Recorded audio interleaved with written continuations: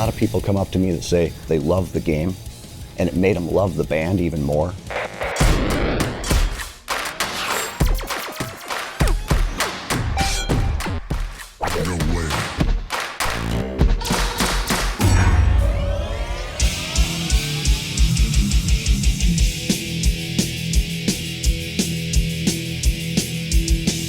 We designed Metallica a decade ago, and now we're going back to look at it again, remaster it. We've added some new interesting game rules to the game and a lot of new interesting features. So the band basically is the one that kind of approached us and said, I think you guys need to update this, with a little bit more modern technology. And they contacted Jody and licensing, and they basically made it happen. I had previously played the old Metallica, and I loved it, and I was excited to be able to redo it even better. This was kind of an interesting project because it's almost like I had the answer key where I could look at the old game and see if I did it right. So we went and just tried to pick at the game and make every assembly work a little better. We retooled and remolded all the toys. We were pretty conscious of people love the game, so we kind of had to balance, like, it's still the old game, but it's like +1. I knew going in I had to make sure everything Lyman did comes through in the game, all the light effects. Wanted to make sure the choreography was all the same, with the amazing electric chair intro with that light show that kind of times with the display effect.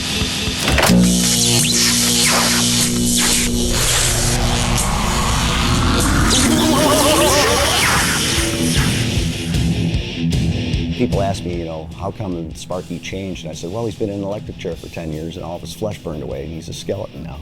Sparky used to have a coil, a solenoid attached to his back that moved the torso, and then the head is on a spring, so that would give him the writhing motion.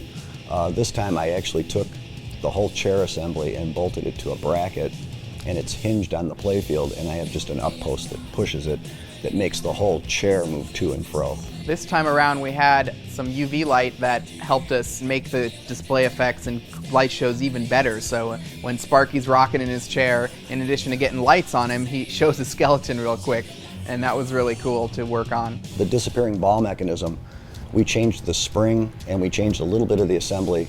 Another thing that I thought was cool was Borg added a UV light underneath the hammer, and I was like, that's kind of interesting. I wonder what I could do with that, because the old game, the ball would just kind of lock without telling you and you wouldn't know that it's ready. But now with the UV light, you see this key just pulsing on the playfield, kind of appearing out of nowhere, and it's telling you, hit me, lock the ball. We went back and redid the 3-bank inline drop target. It's a very robust assembly with a regular opto instead of a reflective. We added UV skulls to the tops of the slingshots that are RGB lit. These skulls will change colors as you advance your mystery level from 1 to 4 in the game. I really like all the new additions. The insert between the flippers for the 72 seasons, the hardwired insert, the Stern expression lighting system that syncs with the music as you're playing, and then the Metallica letters on the back that show your progress as you're getting those ramps during play.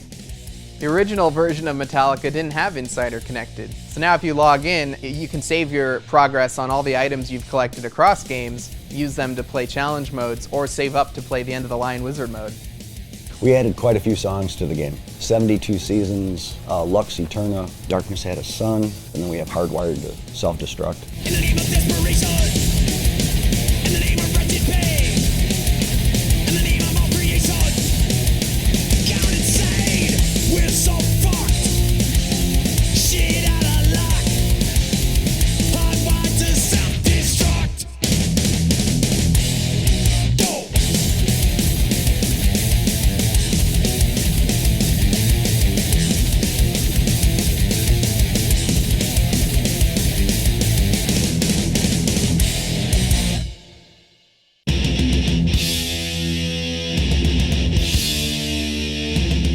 Going back and redoing the animations and making them better with tighter graphics than the dot matrix display allowed, that was a lot of fun too.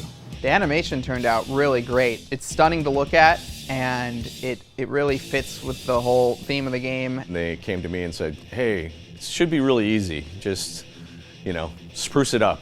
And I'm like, the original art was little red dots. Brendan Murphy did the storyboards, so he's the one that kind of translated the dots to something that's not dots. So we used that to kind of guide a lot of the cinematics on the whole thing. So I started with black and white on the screen and created some, test images and stuff to send to the band to see if they dug it. And they loved it just the way it is. We did all the artwork in 3D because it made it really easy to change later. If you don't know a lot about 3D, they have this thing called Uncanny Valley, where if you do a 3D person and it looks just real enough, kind of get weirded out by it, but you don't know why. So what we ended up doing was kind of creating like an animated comic book version, but in 3D with the shaders and the animation and motion blur lines and stuff like that. Very stylized. It also kind of helped blend it in with like the new version of Sparky and the awards and things that were kind of tied in the band. We made them look like they're all in the same world. I wanted to make sure that all the information from the old game still comes through on the new game, so that way people that are used to checking their jackpots and crank it up, they can look up, they see the numbers on the screen, they know how much time is left. We kept the same types of animations, like when you're showing information. All that was kept the same, it's just now in a beautiful LCD screen. Having the footage from the band was a huge help. We got to pick from like 30 or 35 concerts. They were like, what footage do you want? And we're like, all of it?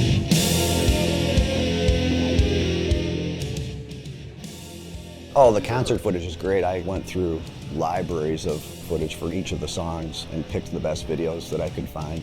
We wanted to keep as much video footage on the screen as possible in between awards and things like that. And so much content, actually. We had to go to larger storage on the pinball machine. For whom the bell tolls. The band members all recorded speech. Obey your pinball master. We actually went back and had them re-record everything that was recorded in 2013, and we had them record hundreds more lines on top of that. Hell yeah. One more shot. Time for you to fry. Fry that motherfucker. As a sound designer for the game, that means I'm responsible for every sound in the game. Every switch, every target, every button has to have a sound, as well as all the video graphics. Obviously, when you're going around a ramp, you would hear like a whoosh sound, or maybe the orbits when you're traveling fast. If you see Sparky being electrocuted, you're like, okay, I gotta go find zapping and electrocution, screaming. I try to make every sound associated with the area in the playfield appropriate to what's going on in the art and in the gameplay.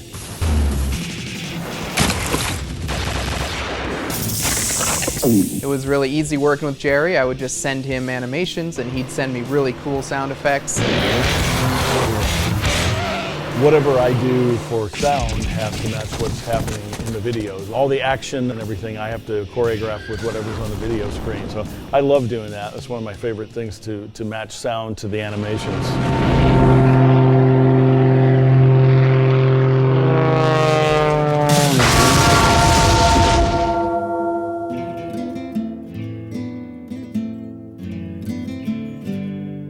When we started to work on the artwork for the game, we consulted Reese Cooper, who is an artist for Metallica, and we saw his work and we thought that he would be perfect to work on this game. When I first saw the playfield and cabinet art, I was blown away. I was just like, oh my gosh, this is so cool. It's a little more sinister, it's a little more rough, it's a little more raw. Reese does amazing work. His inking is, second to none. There's so much to look at in this game. You can sit and look at it for an hour and you'll find things that you didn't see before.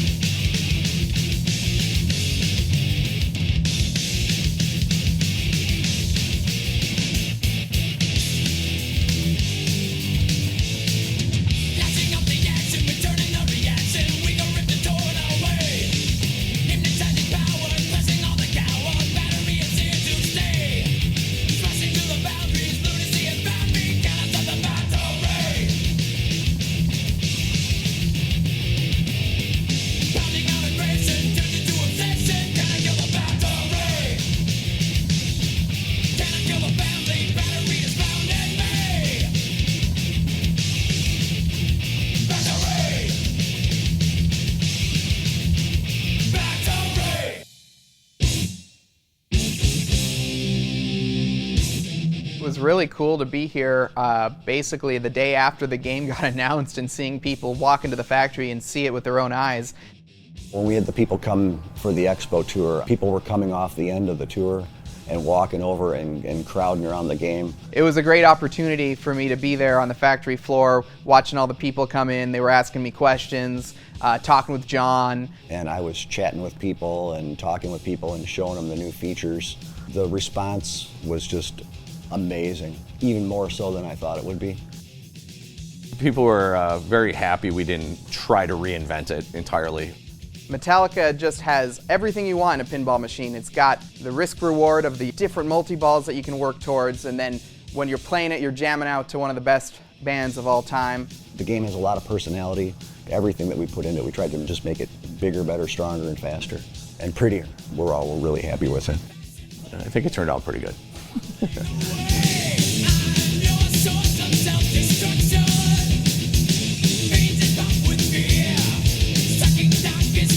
Why would you wait 2.5 hours to play this game?